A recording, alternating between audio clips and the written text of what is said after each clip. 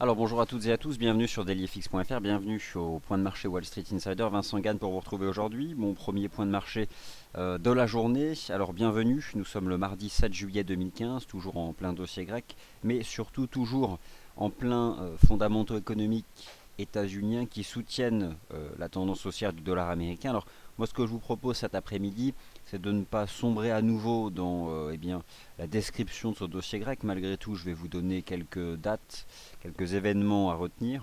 On parlera surtout du pétrole. Il y a depuis quelques séances, des choses qu'on avait pu voir venir dès hier, des éléments techniques nouveaux sur le marché du pétrole, avec un impact direct sur le marché d'échange à travers les signaux techniques que donne le dollar canadien. Donc je vais vous parler du dollar canadien, je vais vous parler du pétrole, je vais revenir mais sur des éléments qui ont déjà dû être décrits ce matin qui concernent le dollar australien. Et puis bien sûr l'ensemble des marchés financiers, les marchés actions, notamment l'indice CAC 40 qui tombe en direction de ses précédents sommets de l'année 2014, les fameux 4598 points, dans un marché qui reste en mode risk-off, un marché donc d'aversion au risque. Alors, je vous laisse prendre connaissance de l'avertissement sur les risques. Le trading sur devises et CFD comporte un haut niveau de risque. Cet avertissement légal, à la fois lié au risque des marchés financiers et surtout à la nature de ce point de marché, un point de marché qui est réalisé à titre purement indicatif. Donc il n'y a pas ici de conseil d'investissement, entre autres. Donc je vous laisse lire cet avertissement légal. Alors, sous vos yeux, la plateforme graphique MarketScope de la Trading Station de FXECM, elle est organisée ici par selon l'horizon de temps journalier. Vous avez en gros, en haut à gauche, les indices boursiers de la zone euro. Vous avez ici d'autres actifs, notamment des indices devises et les marchés de taux, le marché des matières premières, les indices boursiers internationaux et les paires de devises majeures. Autant vous dire qu'il y a des choses à faire.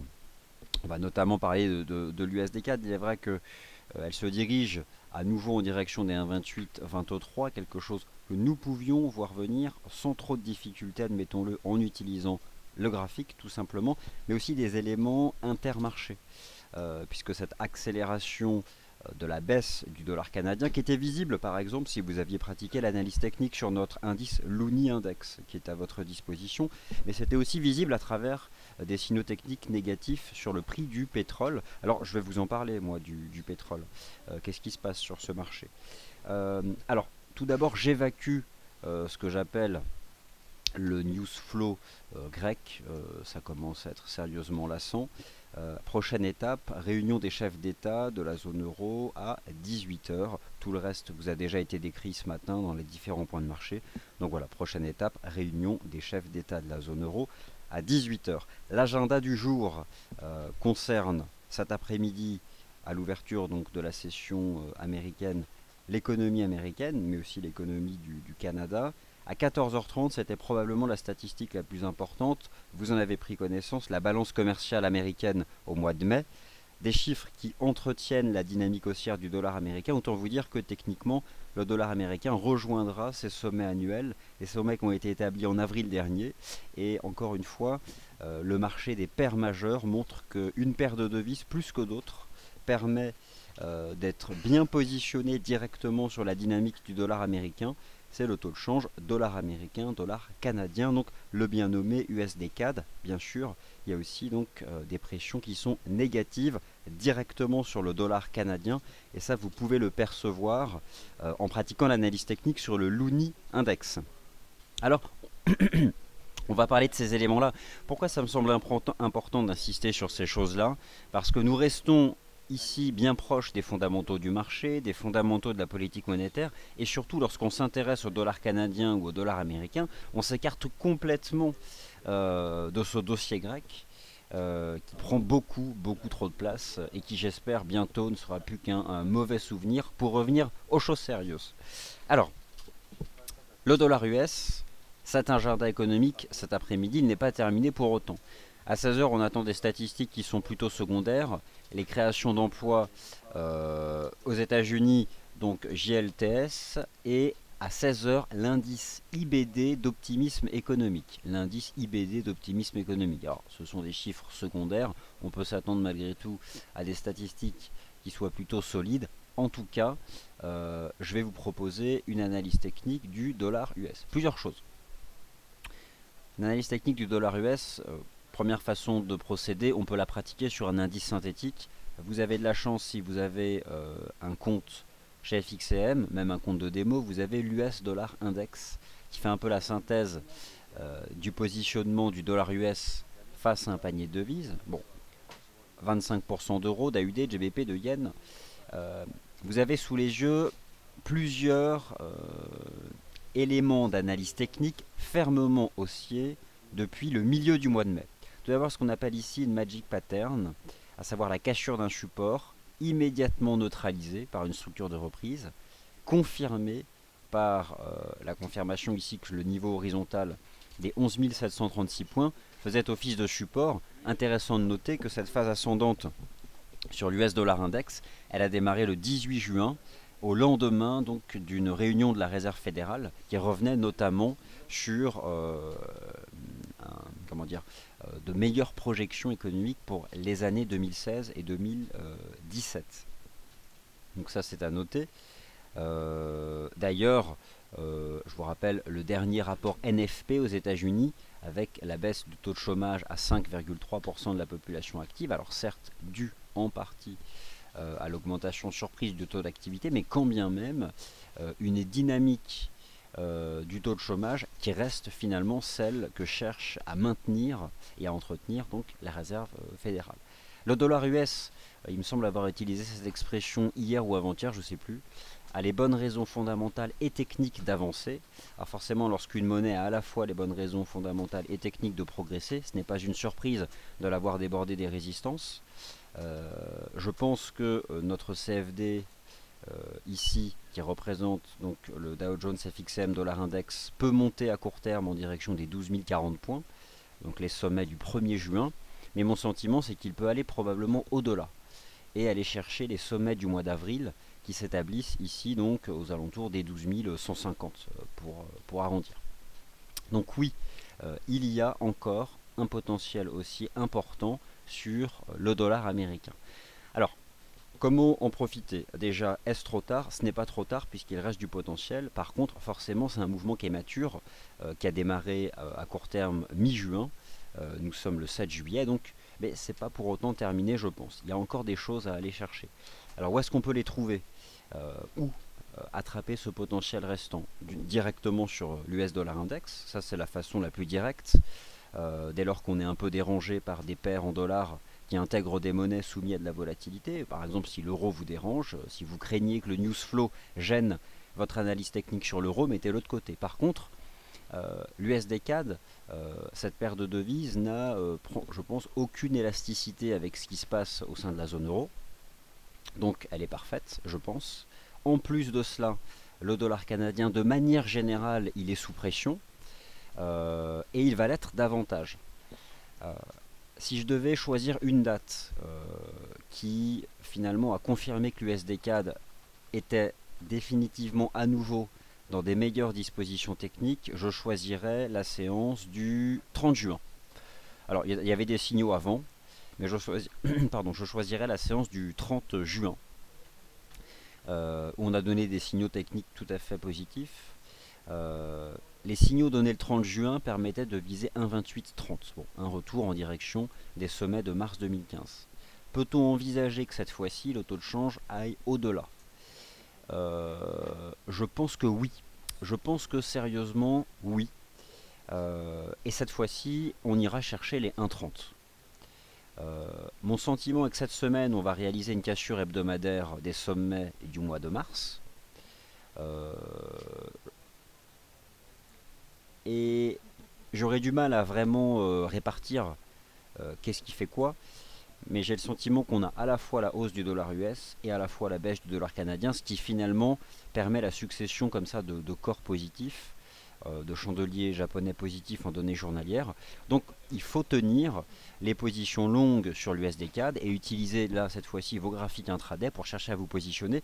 Vous aviez à votre disposition en début de semaine tout simplement un bas de canal haussier qui capte le mouvement en place depuis donc le 18 juin et donc ici ce marteau ici du 18 juin.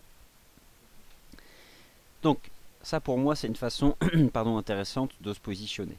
Je parle de l'USD-CAD, je parle du dollar US, je ne vais pas tout de suite évoquer le cas des paires majeures, je vais vous parler de ce qui concerne directement l'approche intermarché. Alors l'approche intermarché c'est un des outils de l'analyse technique des marchés financiers qui consiste à dire que les signaux techniques identifiés sur un marché peuvent influencer un autre marché. Par exemple, un signal technique identifié sur le marché des matières premières peut influencer un signal technique sur un autre marché. Le pétrole casse des supports. Le pétrole a échoué sous une ligne de tendance baissière de long terme, alors que j'ai tenté de vous montrer hier, c'est cette ligne de tendance baissière. Vous avez un article sur notre site qui revient dessus. Le marché est sorti par le bas le 3 juillet d'une phase de transition en range ici, qui finalement était une structure de sommet. Une structure de sommet sur le prix du pétrole entre 56,50 et 62 $. Pire pour le prix du pétrole, il brise les 54 $, qui était la ligne de coup d'une structure ici en double bottom, ou en épaule tête épaule. Bref, la cassure des 54 $ me laisse penser que le prix du pétrole peut tout simplement se replier en direction des 50 $. Mais pire, probablement en direction des plus bas annuels, ici qui s'établissent à 44 $. Ce que vous avez sous les yeux, c'est à la fois une invitation à utiliser les résistances pour vendre le pétrole, mais surtout, c'est une invitation à chercher des résistances pour vendre le dollar canadien. Et par exemple, en cherchant des supports pour acheter l'USD-CAD. Que se passe-t-il sur le pétrole? Plusieurs choses qui sont des éléments fondamentaux. Alors, tout d'abord, l'augmentation du nombre de puits en activité, ça c'est un fait, directement lié donc à l'Iran. L'Iran a indiqué vouloir augmenter significativement ses exportations de pétrole une fois les sanctions levées. La production continue d'augmenter aux États-Unis. L'augmentation des capacités de raffinage dans les pays à faible coût de production, l'Irak, la Russie. Bref, un ensemble d'éléments qui agissent sur l'offre et les perspectives de l'offre. Les perspectives de l'offre augmentent dans un rythme qui s'installe et qui commence à largement s'écarter du rythme des perspectives de la demande. La Chine, l'incertitude au sein de la zone euro, et puis vous mettez en face avec des perspectives de l'offre qui clairement reprennent un rythme ascendant. La conséquence est donc un décalage dans le processus de l'offre et de la demande et la baisse du prix. De toute façon, les prix ne sont liés qu'au rapport entre l'offre et la demande. Donc le prix du pétrole baisse. Techniquement, il donne des signaux de vente depuis, je dirais, 4 séances. Je pense qu'il en a à nouveau donné un hier et je pense qu'il peut se replier jusqu'à 50 $. 50 $, c'est ce niveau-là. En tout cas, désormais, les niveaux des 54 $, c'est un niveau de résistance.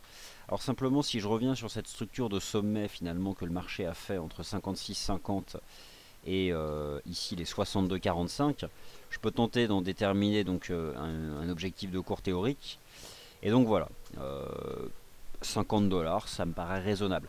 Un pétrole à 50 $, ça peut faire un USD-CAD sur ses sommets annuels, par exemple. Si on essaye un peu de raisonner comme ça, un pétrole à 50 et un USD-CAD qui reviendrait chercher ici, il est 1,2830, 1,2840 $.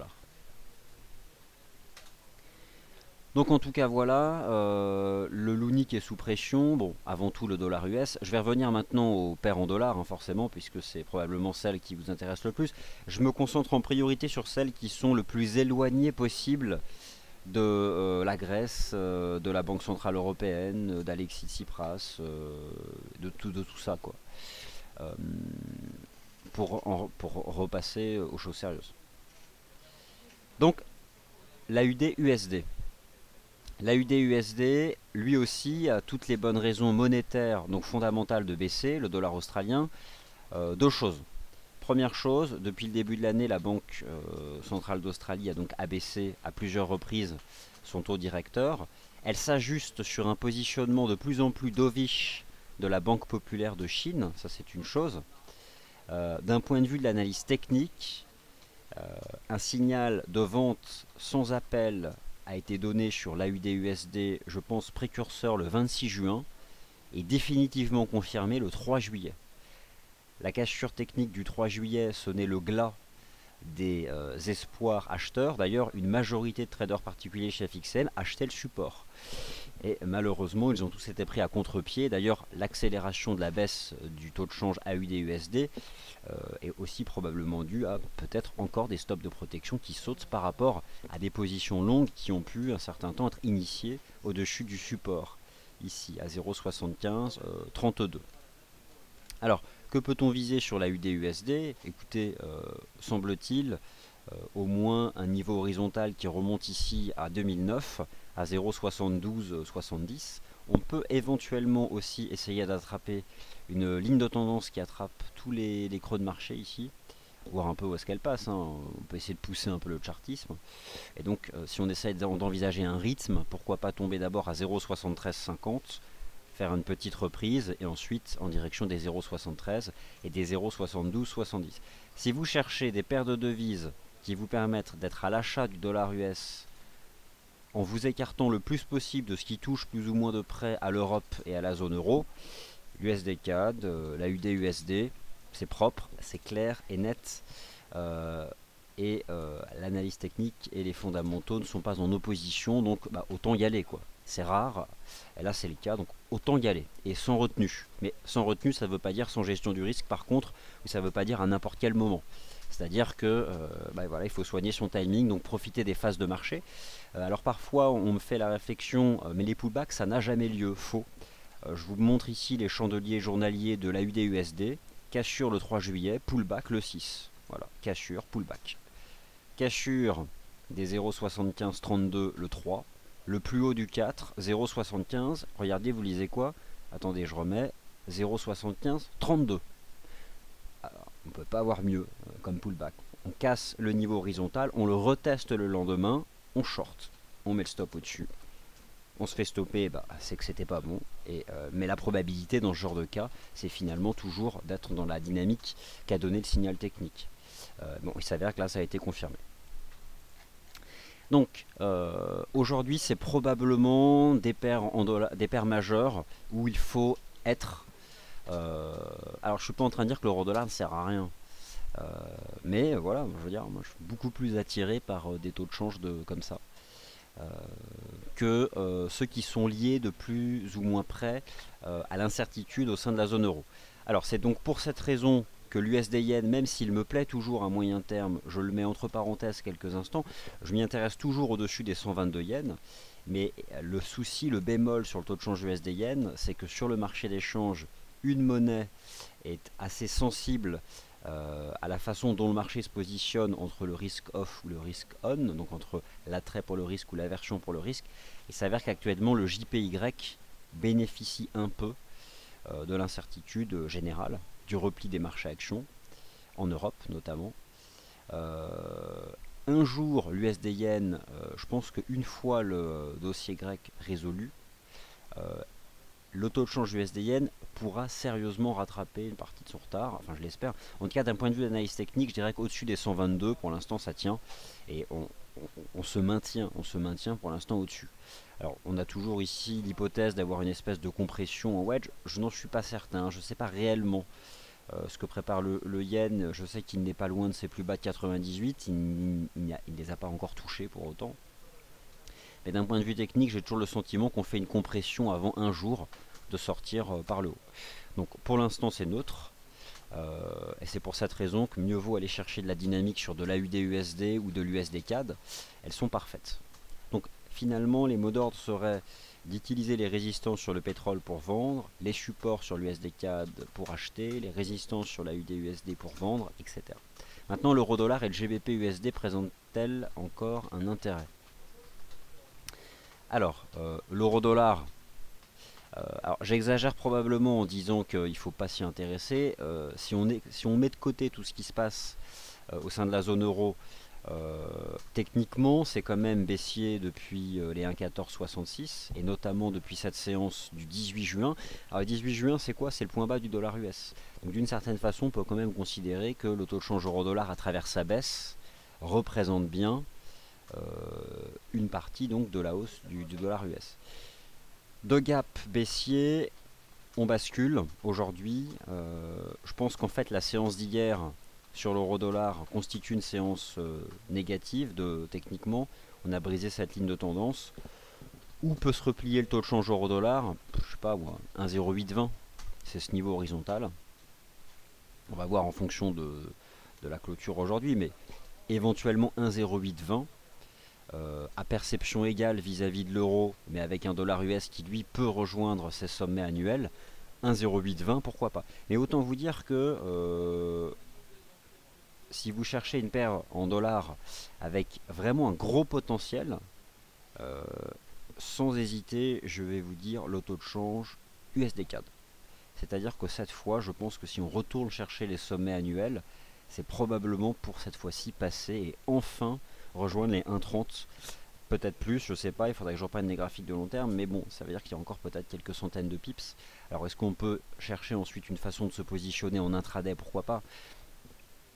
Je vais regarder avec vous hein, des charts intraday, mais ça arrivera dans un second temps. Alors forcément, le câble, je le cherche, puisqu'il faut quand même pas l'oublier, le câble. Donc le câble, mon propos était de dire que ces derniers temps, j'étais partagé entre le fait que le marché ait échoué sous les 1,59 $. 1,59 $, c'était une sacrée résistance, c'était 50% de retracement. Mais j'étais hésitant au-dessus des 1,5550. Là, le câble, aujourd'hui en données journalières, casse un support. Euh, alors, mais je reste toujours mal à l'aise malgré tout.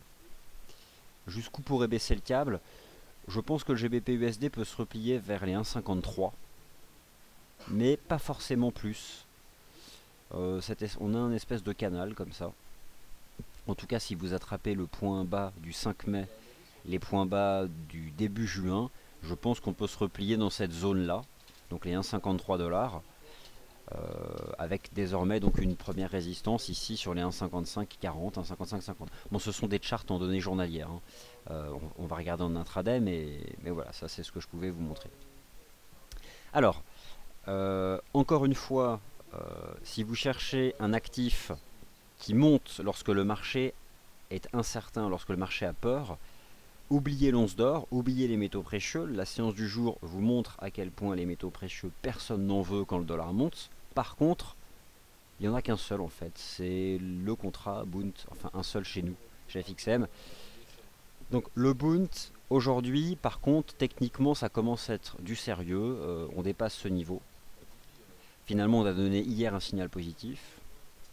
Donc là, je pense que le Bund, il est parti pour rechercher cette zone ici de prix, donc pour progresser davantage. Voilà, bon, ça on en a déjà parlé hier, je vous en reparlerai davantage tout à l'heure. Que penser des marchés actions de la zone euro? Ça devient sérieusement compliqué. L'Eurostoxx 50, il est pile poil sur ses précédents sommets d'année 2014. J'ai le sentiment qu'il tente de basculer en dessous. Le CAC 40, lui, je pense qu'il va tomber vers 4600 points. Alors 4600 points, c'est le précédent sommet de l'année 2014. Ça a une sale tête, il faut l'admettre, ça a une sale tête. Donc 4600 points, c'est pas très loin, d'ailleurs je prends pas trop de risques. Mais bon, là on est quand même parti pour les rejoindre. Le DAX tient mieux. Le DAX il tient mieux, il tient ses points bas, il tient les 10 800 points. Pourquoi est-ce que le DAX tient mieux? C'est ce qu'on a tenté de vous expliquer hier. C'est lié essentiellement à une composition d'indices. Si vous prenez aujourd'hui les deux secteurs qui se replient le plus, c'est le secteur des matériaux de base et le secteur pétrole et gaz. Euh, Dans le DAX, il n'y a pas de grosses compagnies pétrolières. Dans le CAC, il y a des grosses compagnies pétrolières. Alors là, le pétrole il est sous pression, hein, ça c'est un fait. Lorsque vous regardez aujourd'hui le CAC, Technip, moins 9, ArcelorMittal, moins 5. Euh, les valeurs industrielles, Renault, Peugeot, Valeo, moins 3, moins 4. L'industrie, le pétrole, les matières premières, ça pèse sur le CAC. Alors bien sûr, dans le DAX, il y a de l'automobile, il y en a aussi dans le CAC. Mais par contre, dans le DAX, il n'y a pas beaucoup de pétrole et gaz. Voilà, là aujourd'hui, c'est un secteur qui en tout cas met la pression sur la bourse de Paris. Donc je pense que le CAC, techniquement, il peut revenir sur les 4598. Si je vous montre ce graphique en données journalières, voilà, c'est le point bas c'est le point haut de l'année 2014. Alors, quand je dis le point haut de l'année 2014, ça ne veut pas dire que le CAC sera à 0% de performance depuis le 1er janvier. Il y a une différence entre le cours de clôture du 31 décembre dernier. Alors, le cours de clôture du 31 décembre dernier, c'est ici, et le sommet de l'année 2014. C'est-à-dire que si vous regardez au moment où je vous parle les marchés actions au sein de la zone euro, ils sont toujours en hausse depuis le 1er janvier. Par contre, ça commence à sérieusement baisser. Et d'ailleurs, les indices Nasdaq sont en train de dépasser la performance du CAC depuis le 1er janvier. Alors que pendant un moment, le CAC prenait 25% depuis le 1er janvier et le Nasdaq 5 ou 6. Donc les marchés actions US, globalement, ils sont au même niveau qu'il y a quelques semaines, hein, ils ne bougent pas. Ils sont tout en haut, mais ils ne bougent pas. Par contre, les marchés actions européens, l'Eurostoxx 50, il ne prend plus que 6% depuis le 1er janvier. Donc tout l'avantage qu'avaient pris les marchés actions de la zone euro sur Wall Street, il a disparu. Et en plus, si j'enlève les bénéfices de la baisse de l'euro, j'ai pas fait les calculs, mais on pourrait presque même croire qu'à monnaie constante, les marchés actions de la zone euro, ils ne font plus mieux que Wall Street. Bon, en tout cas, pour le moment, tant que le dossier grec n'est pas résolu, tant que le risque est présent, les marchés actions de la zone euro, c'est ceux qui en pâtissent le plus. Donc ça, c'est probablement les marchés à vendre tant que l'incertitude est là. Le marché à acheter, c'est celui de la dette, mais pas n'importe lequel. Celui des pays qui sont considérés comme sûrs. C'est pas compliqué de toute façon chez FXM. Vous avez le contrat Bund. Donc voilà. Donc l'idée c'est quoi? Il y a deux stratégies je pense, soit chercher à se positionner sur des actifs qui n'ont aucun rapport avec ce qui se passe au sein de la zone euro, soit prendre, alors il y a des tendances, c'est ce qu'on a vu, soit chercher à se couvrir contre l'incertitude, et pour cela on peut acheter de la dette allemande, on peut shorter des actions de la zone euro. Alors est-ce qu'on peut acheter de l'or? Ça c'est la question qu'on peut se poser. Je vous donne tout de suite la réponse. La réponse est non. Vous avez sous les yeux un graphique donc, qui juxtapose le dollar US et l'once d'or. Alors, mon opinion technique, c'est que le dollar US peut monter au moins jusqu'à ses sommets du 1er juin, mais probablement davantage, et aller chercher notamment ici les 12 150 points. Alors, je dois admettre que l'once d'or, c'est pas non plus une chute libre en ligne droite, mais malgré tout, séance après séance depuis le 18 mai et depuis le 18 juin ça baisse. Donc je pense qu'au rythme où va le dollar américain, l'once d'or pourrait retomber en direction de ses plus bas de mars. Donc les 1140 $, de manière assez lente. On peut d'ailleurs probablement essayer d'attraper ce type de canal. Alors je regarde, hein, j'essaie de voir si on peut trouver un canal de baisse. Aujourd'hui, en cours de clôture, on est en train de casser, alors on n'a pas clôturé, mais en cours de clôture journalier, on est en train de briser les 1165. Donc oui, je pense qu'on peut se replier vers les 1150, 1147, qui sont les plus bas ici du 17 mars. Voilà, c'est déjà une belle cible qui à ce moment-là peut correspondre à un US dollar index à 12 040. Voilà, les plus hauts ici du 1er juin. Donc, à la question que vous pouvez vous poser, peut-on acheter des métaux précieux pour se couvrir contre le risque au sein de la zone euro? La réponse, elle est non.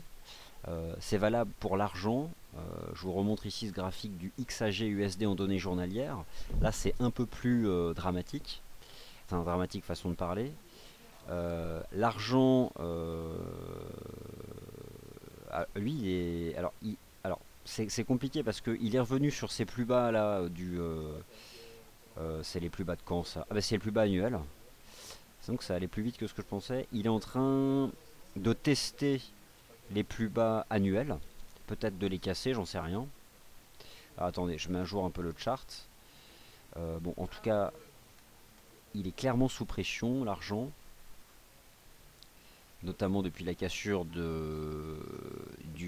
alors c'était la cassure baissière du 23 juin, lorsqu'on a cassé cette oblique ici. On est presque même sorti par là-bas d'un espèce de canal.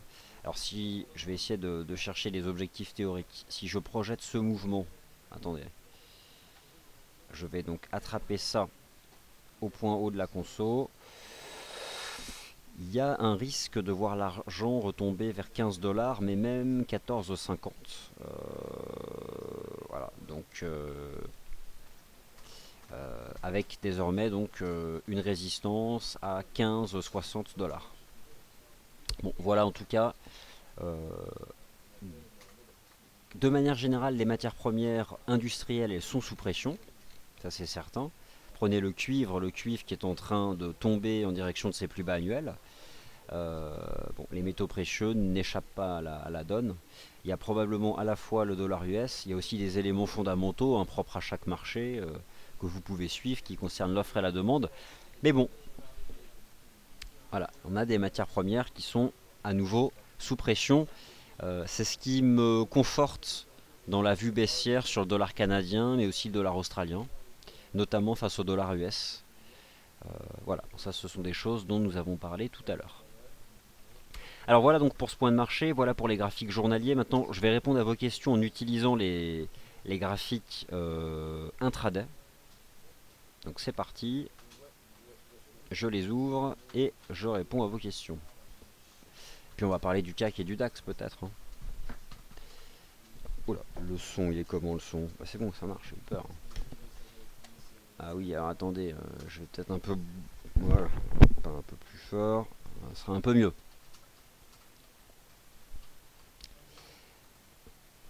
Alors, ok, donc je regarde les premières questions.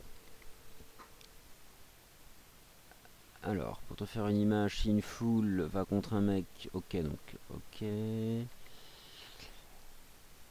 Alors, visiteur me pose une question sur le GBP Yen.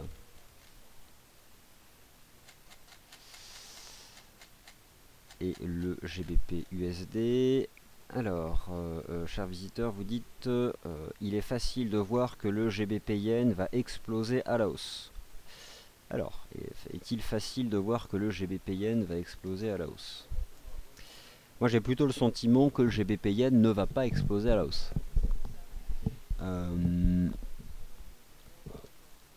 Les graphiques sont faciles, pure évidence, le GBP Yen va exploser à la hausse.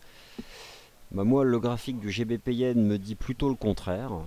Alors, on n'a pas encore la clôture journalière, mais lorsque je regarde les bougies japonaises journalières du GBP Yen, j'ai plutôt le sentiment qu'on pourrait baisser encore, au moins vers 187,80. Donc, non, pour moi, ça peut baisser davantage, voire même en direction des 186.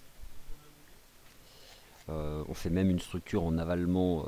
Alors, on revient sur ce niveau-là ici à 189. S'il est brisé, on perd 400 pips de plus, quoi. Moi j'ai plutôt le sentiment que ça peut baisser davantage. Alors on revient tester les précédents de la semaine à 2014, c'est une zone importante, mais honnêtement, j'ai pas encore de bonnes raisons d'anticiper la formation d'un creux.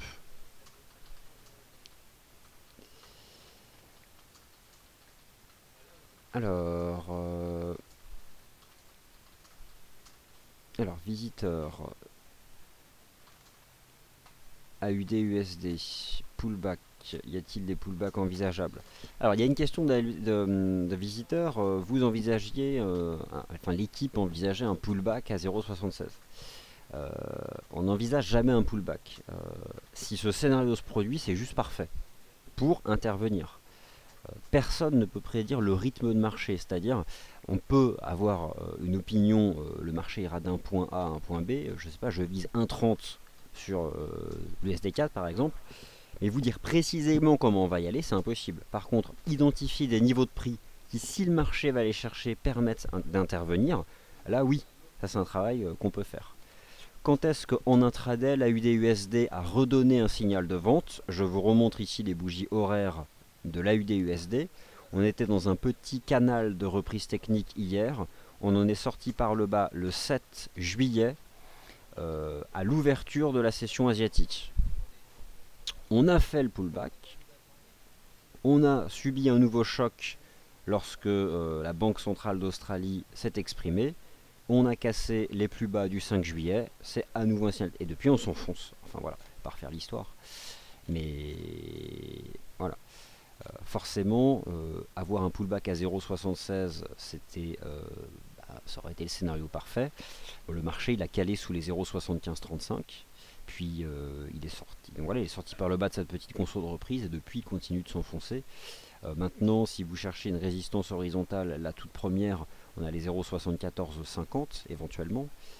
On peut aussi probablement attraper un petit canal, donc ce type de canal, d'ailleurs dont on est même sorti par le bas. Mais voilà, ce serait ce niveau horizontal à 0,7450. Ce serait donc la toute première résistance. Alors, les minutes du FOMC de demain auront-elles un impact? Oui, naturellement. Donc ce sera une date importante pour le. Alors attendez, je check un coup sur un petit peu quelque chose sur le son. Oui, donc oui, bien sûr, sur l'agenda économique américain, c'est important à suivre demain. Le Brent peut-il baisser davantage? Oui, tout comme le pétrole brut US. Je pense qu'on peut viser 50 dollars à court terme sur le US Oil. Et on peut probablement viser sur le Lucas Oil à court terme 55 et 54 et 52,40. 52,40 c'est ce niveau. 52,50, 52,40.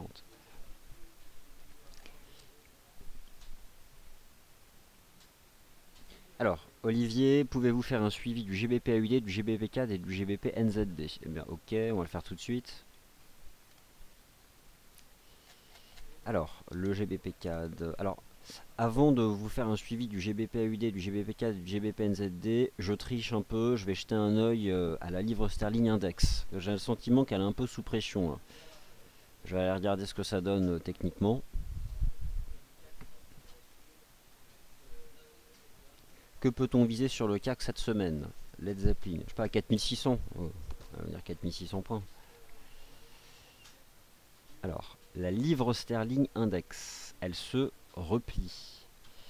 Alors, vous avez sous les yeux les bougies japonaises hebdomadaires de la livre sterling. Il me semble qu'il y a une décision de politique monétaire d'ailleurs qui est attendue cette semaine de la Banque d'Angleterre. Est-ce qu'on peut se replier encore un peu en amont? L'idée c'est quoi? C'est que la livre sterling elle a fortement monté depuis finalement le début de l'année en fait. Elle monte fortement depuis le début de l'année. Elle a débordé ses sommets l'année 2014 en mai.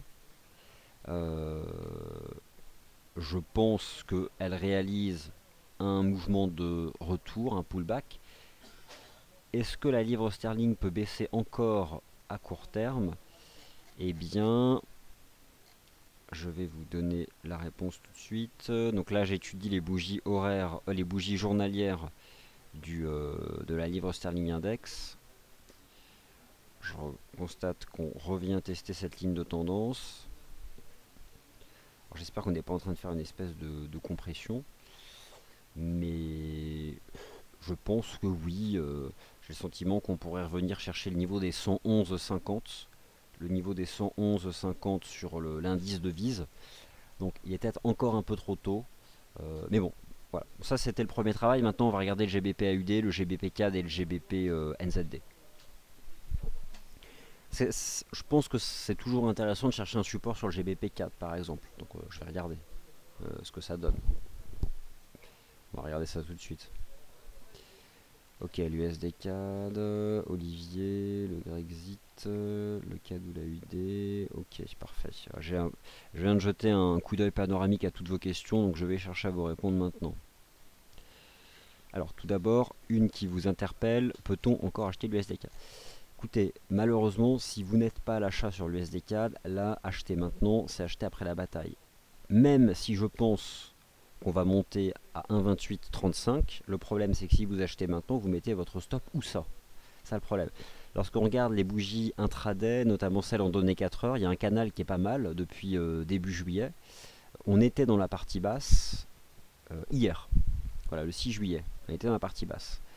Maintenant on approche de la partie haute, donc je pense que là, dans quelques heures, on sera à 30 pips au-dessus, hein, peut-être un 28, un 28,30. Aujourd'hui, hein, on sera sûrement à un 28, un 28,30. On va aller chercher ici les sommets. Euh, je pense que pour se poser, on peut avoir une réaction initiale au contact des 1,2830. À ce moment-là, on pourra revenir sur un niveau de support qui pourra être intéressant à acheter. Ou sinon, l'autre possibilité, si vous voulez avoir la confirmation que ce marché a davantage de potentiel, attendez qu'une cassure des 1,2830 intervienne. À ce moment-là, le niveau change de statut, devient un support, et vous cherchez à utiliser le pullback. Mais bon, je pense que si l'USD CAD déborde les 1,2830, il y a une possibilité quand même que ça accélère suffisamment pour que finalement on n'ait jamais le pullback. Donc pourquoi pas utiliser le canal aussi en données 4 heures. Attendez que le marché revienne dans la partie basse pour se placer. Mais honnêtement, hier il y avait du timing. Maintenant, on peut avoir le sourire, mais quand on est vraiment rentré dans le train, quoi. Alors, le GBP CAD. Le GBP CAD. Alors, je pense que le GBP CAD peut toujours progresser, c'est un fait. De toute façon, pour l'instant, il reste bien orienté. On voit que ça temporise quand même un peu. Je jette un œil aux bougies journalières. Il n'y a pas de contre-indication majeure à envisager que ça progresse davantage, même si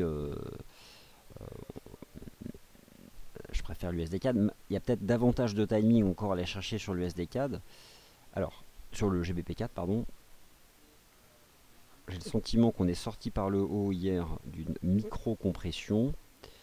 On tente d'établir un support sur les 1,9630. C'est en dessous de ce niveau maintenant qu'on peut positionner un stop. Hein. C'est sous les 1,9630. Si vous visez 2 par exemple, si vous visez 2, il faut mettre le stop sous 1,9635.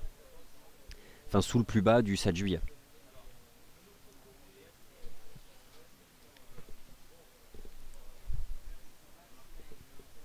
Ah oui, autant pour moi. Et donc le GBP AUD. Le GBP AUD, c'est toujours bien orienté. Par contre, haut de canal. Haut de canal, donc ça temporise. Vous voyez, il y a un beau canal, on est dans le haut de canal, on se détend. Il y a un niveau horizontal team play ici à 2,0668. Donc voilà. Le CAC, donc je vous ai dit 4600. Le Bund, c'est bullish. Hein, techniquement, c'est propre. Je pense qu'on peut remonter à 155.